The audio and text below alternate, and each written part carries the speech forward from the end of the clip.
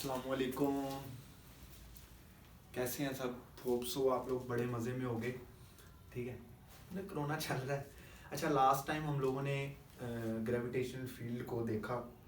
मैंने आपको बताया कि ग्रेविटेशनल फील्ड स्ट्रेंथ को ही ग्रेविटेशनल एक्सेलरेशन भी बोला जाता है, और आपको बताइए कि आप लोग वेलोसिटी किस तरह कैलकुलेट कर सकते हो जब फ्री फॉल कोई बॉडी कर रही हो।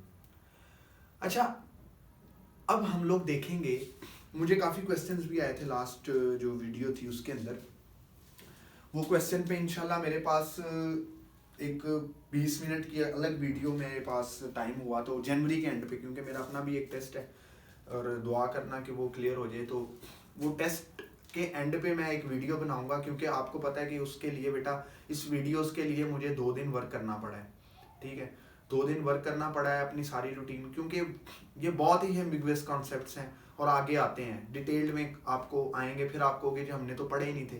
ठीक है, अक्सर एंट्री टेस्ट में जाके पढ़ते हैं ये चीज़ें, तो मुझे लगा कि ये बेटर होगा जो मेरे स्टूडेंट्स हैं, बाकी जो सुन रहे हैं, ठीक है, वो उन लोगों तक ये नॉलेज पहुंचा दिया जाए जितना मुझे पता है। जितना मुझे पता है लगता है कि आप लोगों के लेवल पे आना चाहिए, और जो MCQs आए हुए हैं उनसे रिलेटेड जितना भी नॉलेज है, कॉन्सेप्ट हैं, वो बताने की कोशिश की थी। आज फिर कोशिश करूँगा। हम लोगों ने लास्ट टाइम बात की थी इसके ऊपर, ग्रेविटेशनल फील्ड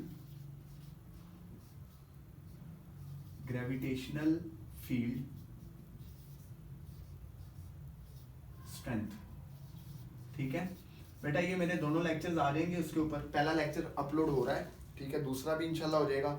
और इसका जो नेम है वो आप लोग सर्च करोगे, जब work done by gravitational field, आगे ब्रैकेट के अंदर होगा gravitational field strength part 1, gravitational field strength part 2। Second year के बच्चे भी दोबारा देखें, सेकेंड ईयर के बच्चे देखेंगे, उनको बहुत ज़्यादा हेल्पफुल होगा ये एंट्री टेस्ट के लिहाज से भी और इलेक्ट्रिक फील्ड के लिहाज से भी। अच्छा, ग्रेविटेशनल फील्ड स्ट्रेंथ को हम लोग, मैंने आपको बताया था, G से भी रिप्रेजेंट किया जाता है, और ये 9.8 होती है approximately near to the surface of अर्थ।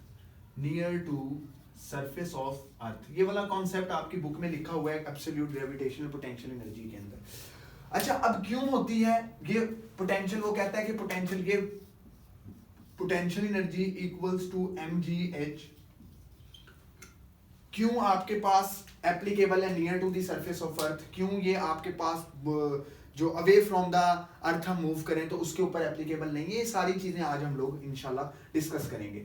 लेकिन एक और बात बता दूं, जो मैंने जब टेस्ट दिया था तो एक क्वेश्चन आते हैं, क्वेश्चंस किस तरह के आते हैं वो क्वेश्चंस मैं आप लोगों को दिखा देता हूं। कि आपके पास एक क्वेश्चन आता है कि ये अर्थ है, अर्थ को बेटा हमेशा याद रखना हम लोग सॉलिड स्फीयर कंसीडर करते हैं, सॉलिड स्फीयर कंसीडर करते हैं। ठीक है, अर्थ को हमेशा सॉलिड स्फीयर कंसीडर किया जाता है कैलकुलेशंस में, लेकिन कभी कभी वो आपको न्यूमेरिकल के अंदर या आपको स्विच करने के लिए, आपका माइंड ट्विस्ट डालने के लिए इसको एज ए हॉलोस्फीयर भी ले लेता होता है।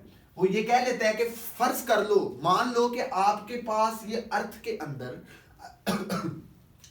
अंदर क्या है, एक खाली शेल है। मतलब जिस तरह आप कह लो कि अंगूठी नहीं होती, अंगूठी को ले तो वो अंदर से खोखली है, ठीक है, या आपको फुटबॉल ले तो ऊपर की लेयर है, अंदर उसके गैस होती है, ठीक है, वो एक हॉलो स्फीयर है। ठीक, अब अर्थ क्या, अर्थ को खोदते रहो, आपको नीचे मट्टी, फिर पानी, फिर रॉक्स, ठीक है, डिफरेंट लेयर्स ऑफ अर्थ हैं, ठीक है, उस पर हमने बात नहीं करनी। तो हमारे पास इस तरह से हॉलो स्फीयर भी कंसीडर करता है। ठीक है, ये 2 चीजें आप लोगों को बताऊंगा, और मैंने लास्ट टाइम कहा था कि 2 वीडियोस बनेंगी, तो अब ये 2 वीडियोस, इस पे ग्राफ आया हुआ था। ठीक है, हॉलोस्फीयर का उसने पूछा था, टेस्ट मुझे नहीं याद, लेकिन एक उसने पूछा हुआ था कि टेस्ट के अंदर कि आपके पास जो हॉलोस्फीयर हो, और उसको वैल्यूज दे दी थी ग्रेविटेशन फील्ड की। न्यूमेरिकल भी इसके इंशाल्लाह करवाऊंगा जब एंट्री टेस्ट की क्लासेस आप लोगों के साथ इंशाल्लाह स्टार्ट होंगी उसके अंदर। लेकिन आपको भी बेसिकली कॉन्सेप्ट देना है, सिर्फ कॉन्सेप्ट देना है, उसके अलावा मेरा कोई और मोटो नहीं है, ताकि आप लोगों को विजन क्लियर हो जाए। तो ये 2 चीजें हैं आपके पास, एक होगा सॉलिड स्फीयर और एक होगा हॉलोस्फीयर। अच्छा, पहले हॉलोस्फीयर की बात कर लेते हैं। अगर मैं कहूं कि लेट्स सपोज मेरे पास फिलहाल मैं अर्थ को क्या कंसीडर करता हूं, इट इज अ होलोस्फीयर, या मैं कहूं कोई भी होलोस्फीयर है, कोई भी, ये जिस तरह कमरा है, ये कमरा सारा होलोस्फीयर है, यहां पे मैं ग्रेविटेशनल फील्ड स्ट्रेंथ फाइंड करना चाह रहा हूं, कोई भी चीज है, तो हम लोग क्या कंसीडर करते हैं, मैं एक अर्थ को इसलिए ले रहा हूं, ये देखो ये आपके पास आर हो गया रेडियस, ठीक, बॉडी जो है फर्ज करो कि कहां पे पड़ी है, कहां पे पड़ी है, फर्ज कर लो ये सारी जगह आर होगा ना, सिंपल आर होगा। लेकिन एक और बात बता दूं, आगे जाके बताता हूं, बातें बहुत होती हैं, मैं चाहता हूं कि वीडियो में कवर हो जाए। अच्छा, ये मैथ्स को क्या करेगा, फर्ज करो कि ए मैंने आपको बताया था ऐसे, ठीक है, इसका जो ये पोजीशन वेक्टर है इस तरह जा रहा होगा, ठीक है, और ये फोर्स जो है इसके ऊपर किस तरह लगेगी, ये ऐसे toward the centre, toward the centre of earth, तो आपके पास फोर्स जो है ये इस तरफ को होगी, ये इस तरफ को, ठीक, इस तरह सेंटर पे, और ग्रेविटेशनल फील्ड भी इस तरह से होगी, जिस तरफ मैंने लास्ट वीडियो में, जो वीडियो ये देखेगा वो लास्ट वीडियो लाजमी देखे। तो हमारे पास तीन बातें इधर से डिराइव होंगी, तीन बातें इधर से डिराइव होंगी, एक तो इनसाइड होलोस्फीयर, ठीक है, पूरा नहीं लिखना, टाइम वेस्ट होगा, आउटसाइड होलोस्फीयर, ठीक है, और एक बात होगी सरफेस होलोस्फीयर। आज हम होलोस्फीयर पे बात करेंगे बेटा, मैंने आपको कहा था, मुझे लग रहा था एक वीडियो में हो जाएगा, वो एक वीडियो 1 घंटे 40 मिनट की जा रही थी, किसने सुननी है, मैक्सिमम 30 मिनट सुन लो तो बहुत बड़ी बात होती है, बच्चे यही कहते हैं बस बोर्ड क्लियर हो जाए इनफ है, ठीक है, लेकिन जब वो हमारी एज में 23-24 में आएंगे तो उनको ये चीज पता लगेगी कि वाकई हमारे टीचर सही कहते थे। जब हमें टीचर्स भी कहते थे ना, मुझे मेरे टीचर्स ने पढ़ाया, अल्लाह ताला उनको बहुत ज्यादा जज़ाए खैर दे, ठीक है, जितने भी मेरे टीचर्स हैं, जितने मेरे उस्ताद मोहतरम हैं, जब हम लोगों ने की थी ना, तो हम लोगों को भी वो यही बातें करते थे कि जो है ना बेटा, आप लोगों को ये चीजें, हम तो उस टाइम कहते थे और नहीं यार सर जी रट्टा लो आओ सानू, ठीक है मतलब सारे बॉयज मेरे साथ, मेरे फ्रेंड्स भी सारे ये कहते हैं सर रट्टा लो आओ, लेकिन अब चीजें समझ आती हैं, क्यों, क्योंकि एंट्री टेस्ट में जाके पकड़े जाते हो, किसी अच्छी इंस्टीट्यूट में आपका एडमिशन नहीं होता, एमबीबीएस में एडमिशन नहीं होता 1000 नंबरों के बावजूद, ठीक है, तो यही चीजें हैं। इनसाइड होलोस्फीयर, आउटसाइड, स्पेलिंग मिस्टेक के लिए माफ कर दिया करो, इनसाइड, आउटसाइड और सरफेस। अब देखो, अगर मैं बात करूं, सबसे पहले तो बात कर लेते हैं इनसाइड की। इनसाइड पे ये पूरा, पहले सरफेस की कर लेते हैं, चलो ये सरफेस आ गई, यहां पे होगा कोई मैथ, यहां पे पड़ा है, कोई मैथ यहां पे पड़ा है, यहां पे पड़ा है, ये सरफेस पे है, कोई भी मैथ कहीं पे भी पड़ा हो, इसके ऊपर जितनी भी फील्ड स्ट्रेंथ होगी सारी कांस्टेंट होगी, सॉरी जीरो होगी, जीरो होगी, ठीक है, ये होलोस्फीयर में जीरो होगी, आपके पास, सॉरी गलत बोल गया हूं, ये देखो सरफेस के ऊपर, यहां पे ए, इसके ऊपर, इसके ऊपर, ये इस मैच पे, हर जगह पे देखो एक चीज आपको नजर आ रही है आपके सामने, इधर लिखता हूं, सरफेस पे पोजीशन वेक्टर और रेडियस ऑफ अर्थ दोनों बराबर होंगे, बराबर होंगे ना। आप लोगों को एक फॉर्मूला लास्ट टाइम लिखवाया था, E equals to G M over R square. अब देखो सारी जगह, अगर मैं आर की जगह ये आर सब्स्टिट्यूट करूं, ये वाला सब्स्टिट्यूट करूं, तो near to the surface of earth, near to the surface of earth substitute करूंगा तो ये आर की जगह ये आर स्क्वायर आ जाएगा, और ये आर क्या है, ये आर है रेडियस ऑफ अर्थ। अब ये तो पूरी सरफेस पे, यहां पे हो, यहां पे हो, यहां पे हो, यहां पे हो, यहां पे हो, कहीं पे भी वेरी नहीं करने लगा, कहीं पे भी वेरी नहीं करने लगा, तो ई आपके पास, ई नियर टू द सरफेस आपके पास क्या रहेगा, ये आपके पास, यहां पे लिख रहा हूं नियर, ये भी ऊपर से मिटा रहा हूं, नियर टू दी सरफेस की बात कर रहा हूं सबसे पहले मैं, ठीक है, तो ये आपके पास नियर टू दी सरफेस क्या रहेगी, ई रिमेन्स कांस्टेंट। अब जब ग्रेविटेशनल फील्ड स्ट्रेंथ की बात कर रहा हूं, मींस मैं किसकी बात कर रहा हूं, मैं जी की बात कर रहा हूं, जी आपके पास क्या है, ग्रेविटेशन कांस्टेंट, और इसकी वैल्यू कितनी होती है 9.8, यानी कि आप लोगों को एक बात पता लग गई कि आप लोगों के पास near to the surface of earth, near to the surface of earth 9.8 metre per second होता है, मीटर पर सेकंड स्क्वायर क्यों होता है, कहीं पे भी चले जाओ अर्थ की सरफेस के, यहां आ जाओ, यहां आ जाओ, यहां आ जाओ, यहां आ जाओ, यहां आ जाओ, ये सारी जगह रेडियस क्या रहेगा, सारी जगह रेडियस क्या रहेगा, कांस्टेंट रहेगा, तो आपके पास यही वैल्यू आपके लिए g equals to G M over R square होगा। तो आपके पास g inversely proportion to 1 over R square. बेटा g लिखो e लिखो एक ही बात है, ठीक है, e लिखो g लिखो एक ही बात है। आप लोग ये देखो यहां पे आपकी वैल्यू जब r ही वेरी नहीं कर रहा, r ही कांस्टेंट है सरफेस पे, तो आपके पास बेसिकली ये क्या है, कांस्टेंट,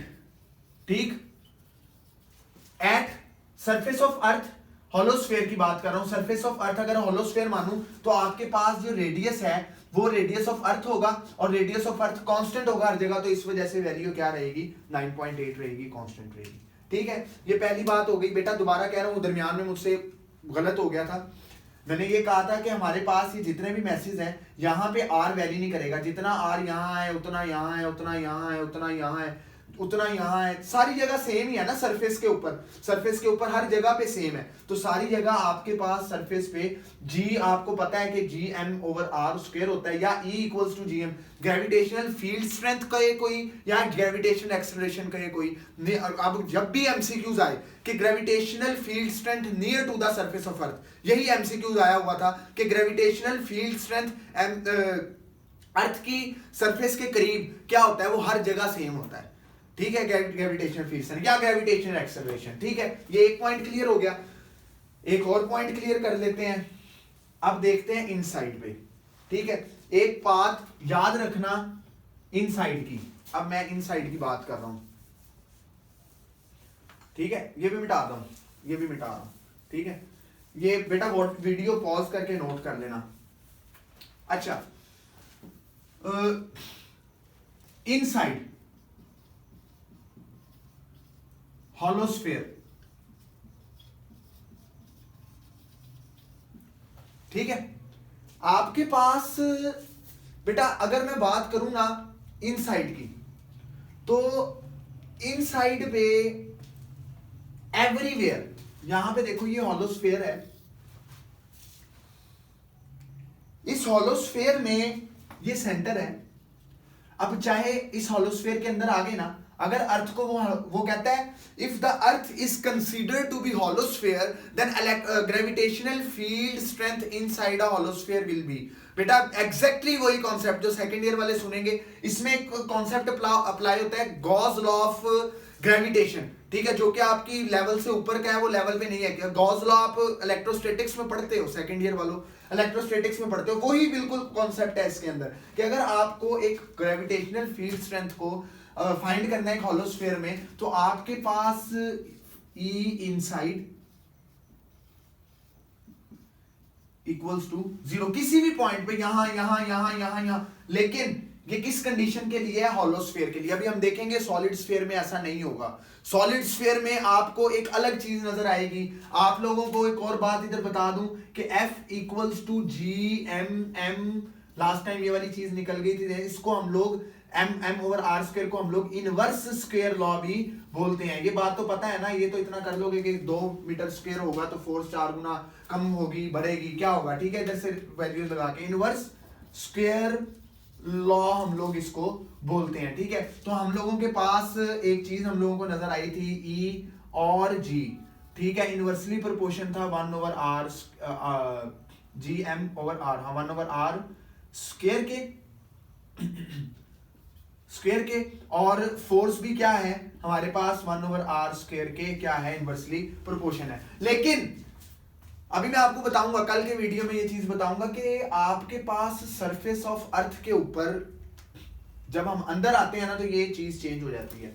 खैर, ये E इनसाइड आपके पास क्या होगा, 0 होगा, ठीक है। अब हम बात कर लेते हैं आउटसाइड की, यहीं पे आउटसाइड की भी बात कर दूंगा मैं आपको, ठीक है। E इनसाइड, अब इसकी रीजन क्या है, रीजन आप लोगों के लेवल पे नहीं है डिटेल इसकी, ठीक है। और एक और बात, यूनिफॉर्म डिस्ट्रीब्यूशन की बात कर रहा हूं मैं, नॉन यूनिफॉर्म डिस्ट्रीब्यूशन पे मैं सेंटर पे वो निकालना पड़ता है, नॉन डिस्ट्रीब्यूशन आप लोगों का लेवल पे भी नहीं आता है, यूनिफॉर्म डिस्ट्रीब्यूशन आती है सिर्फ, ठीक है।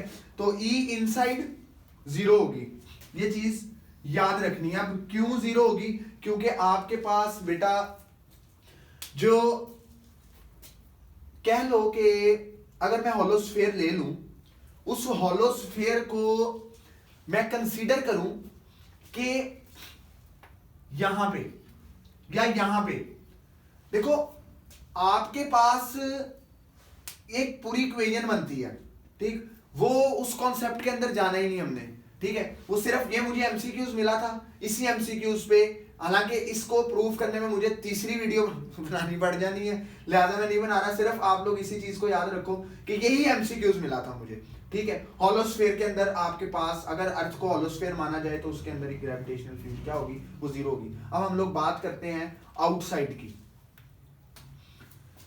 आउटसाइड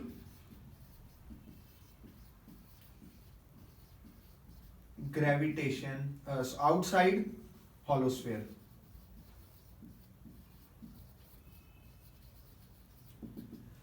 अब देखो ये एक हॉलोस्फेयर है, ठीक है, ये इसको नोट कर लेना, ये इसको मिटा रहा हूं, ये ऊपर से ये हेडिंग भी पजल नहीं होना, ठीक है, वो लिखा रहने देता हूं, ये इधर भी काम आएगा। देखना जरा आउटसाइड, देखो फर्ज करो कि ये मैस यहां पे है, ठीक, ऐसे आएगा, ठीक है, आउटसाइड। तो अब देखो यहां पे हमारे पास ये डिस्टेंस आर है, ठीक है, ये डिस्टेंस आर है, यहां तक सरफेस तक का रेडियस ऑफ अर्थ है, और ये इसको कह लो कि ये एच है, या इसको आप लोग कह लो कि स्मॉल आर से रिप्रेजेंट कर रहा हूं, ठीक है, ठीक, ठीक है। अब देखो आपको एक चीज नजर आ रही है, जो ये पूरा डिस्टेंस है, यानी कि अगर मैं कहूं ये एच है, फर्ज करो फॉर एग्जांपल इसको मैं कह लूं एच है, तो इधर से ये यहां से आर और ये एच जमा होके आपको मैं कह सकता हूं कि आर प्लस एच बन जाएगा, ये कह सकता हूं ना। इसका पूरा अगर पोजीशन वेक्टर ड्रॉ करूं तो ये इस तरह से जाता है हमेशा बेटा, पोजीशन वेक्टर आपके पास इस तरह से जाता है, ठीक है, तो ये आपके पास यार बन जाएगा इस तरह से, R equals to R plus H.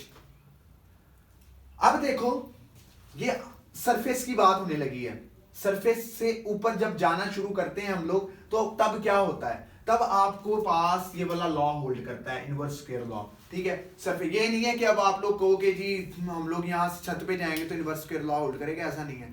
Mount Everest पे हमारे पास क्या होगा, माउंट एवरेस्ट पे हमारे पास जाके भी आप लोगों की अप्रोक्सीमेशन क्या रहती है, सेम रहती है, ठीक है। अच्छा, एक आप लोगों को और बात बता दूं कि हमारे पास क्या है, हमारे पास r equals to R plus H है। अब देखो मैंने आपको लास्ट टाइम फॉर्मूला बताया था, E इक्वल्स टू, इसको मैं स्मॉल r कह लूं तो g m over r square, last time मैंने अभी लिखवाया, पीछे भी लिखवाया आपको फॉर्मूला, ठीक है। या आपको मैं कह लूं कि इसको मैं g equals to G m over r square भी कह सकता हूं। तो आपके पास जो वैल्यू है g की, वो इनवर्स रिलेशन में आ जाती है जब आप जाते हो किस पे, आप जाते हो आउटसाइड द होलोस्फीयर पे। समझ आ गई बेटा, आउटसाइड द होलोस्फीयर पे। तो हम लोग तीन कंडीशंस लिखेंगे, एक तो हमने इनसाइड पढ़ी, एक हमने इनसाइड पढ़ी, ये नोट कर लिया, इसको यहां पे लिखवा रहा हूं, तीन कंडीशंस लिखवा रहा हूं, इसको लिखने समझा के लिखवाना था, ठीक है, क्योंकि समझी हुई चीज याद रहती है। इनसाइड का हॉलोस्फीयर की आज बात करूंगा, ठीक है, कल इंशाल्लाह आप लोगों को सॉलिड स्फीयर का भी एक वीडियो इस पे डाल दूंगा, ठीक है, और फिर हम लोग work done by gravitational field पे अपना एज यूजुअल चलेंगे। इनसाइड और आउटसाइड, और इनसाइड आउटसाइड, और तीसरी चीज क्या थी, सरफेस, ठीक है, ये तीन ही चीजें डिस्कस की थी ना। तो इनसाइड हम लोगों को पता था, इनसाइड हमारे पास, आप लोगों के पास इनसाइड जो है हम लोग इस तरह लिख सकते हैं इसको, अगर आप लोग देखो r पोजीशन वेक्टर जो था वो रेडियस से कम हो गया, यानी कि अगर मैं कहूं कि मेरे पास यहां से इनसाइड पे, यहां पे बना रहा हूं कि यहां पे है कहीं पे, ठीक, तो ये पूरा r है और ये स्मॉल r है, ठीक, ये r बड़ा है कि ये बड़ा है, तो ये r बड़ा होगा, ये वाला इस पॉइंट पे, इनसाइड पे, इस पॉइंट पे क्या होगा, ये वाला r छोटा होगा। तो ठीक है, ये इनसाइड की बात है। इधर आपके पास ग्रेविटेशनल फील्ड आप लोगों ने देखा है कि हमारे पास इनसाइड पे ग्रेविटेशनल फील्ड क्या आई थी, ग्रेविटेशनल फील्ड हमारे पास आई थी 0, या हमारे पास ग्रेविटेशनल एक्सेलरेशन, यानी कि आपके पास वो भी, आपके पास इसको ग्रेविटेशनल फील्ड स्ट्रेंथ को हम लोग 0 लिखेंगे, ठीक है। ये जी आपके पास इनसाइड होलोस्फीयर। अच्छा, आप लोग ना आउटसाइड पे देखते हो तो आउटसाइड पे आप लोगों के पास इनवर्स स्क्वायर लॉ होल्ड कर रहा है, तो इनवर्स स्क्वायर लॉ में क्या होगा, आर, यानी कि ये आर जमा एच, ये इससे बढ़ नहीं जाएगा, आर बड़ा हो जाएगा आर से, तो आपके पास ये वाली कंडीशन होगी। और सरफेस पे क्या रहेगा, आर इक्वल्स टू आर रहेगा। तो सरफेस पे आपके पास जी जो है वो कांस्टेंट रहता है, ठीक है, या ई, मैं बार बार एक बात कर रहा हूं कि ई और जी सेम चीज है, ठीक है। आउटसाइड पे क्या है, इनवर्स स्क्वायर लॉ होल्ड करता है। आपकी बुक के अंदर एब्सोल्यूट ग्रेविटेशनल पोटेंशियल एनर्जी में ये बात लिखेगा भी, लेकिन अभी मैं होलोस्फीयर की बात कर रहा हूं। होलोस्फीयर में और सॉलिड स्फीयर में यहाँ पे इनसाइड में आके फर्क आएगा, बाकी ये दोनों कंडीशन सेम रहेंगी, 1/r², ठीक है। ये ग्रेविटेशनल फील्ड, ये हमारे पास रिजल्ट्स थे बेटा, ये डायरेक्ट रिजल्ट्स बता दिए जाते हैं, इनके ऊपर इतनी मेहनत करके वीडियो नहीं बनाई जाती। तो या आपको बहुत रेयर लोग होते हैं जो इस तरह का आपको मतलब डिटेल में जाके बताते हैं, क्योंकि डिटेल बताना जरूरी होती है मेरे ख्याल से, ताकि आप लोगों को कोई भी किसी भी किस्म का आए, आप लोग एटलीस्ट उसको अटेम्प्ट करने के काबिल बन जाओ, ठीक है। तो ये 3 थे होलोस्फीयर की। जब मैं नेक्स्ट वीडियो सॉलिड स्फीयर पे डालूंगा तो सॉलिड स्फीयर पे बेटा हम लोगों के पास सॉलिड स्फीयर की जो वीडियो है वो सिर्फ इनसाइड की कहानी का फर्क आएगा, बाकी आउटसाइड और सरफेस पे सेम रहता है, ठीक है। तो ये हमारे पास था होलोस्फीयर का, ठीक। और आपकी बुक में जब सॉलिड स्फीयर पे जाऊंगा फिर वहां पे भी दोबारा याद करवाऊंगा, वहां पे एब्सोल्यूट ग्रेविटेशनल पोटेंशियल एनर्जी में एक बात लिखता है कि potential energy equals to mgh। This formula is valid only when we move near to the surface of earth, but we move far away from the surface of earth, then this formula cannot hold or cannot satisfy the condition of P equals to mgh. Then what will be happen, then what that inverse square law will be hold. So this is the whole condition why inverse square law is hold and why potential energy equals to mgh is unvalid at that condition. तो हमारे पास ये वाला जो topic था होलोस्फीयर के लिए था, दोबारा बोल रहा हूँ, नेक्स्ट वाला इंशाल्लाह सॉलिड स्फीयर के लिए आएगा। होप सो आप लोगों को समझ आएगी। क्वेश्चन करो बेटा, इसके रिलेटेड भी इनको नोट करो, अच्छी तरह से खुश रहो, मजे में रहो। अल्लाह हाफिज।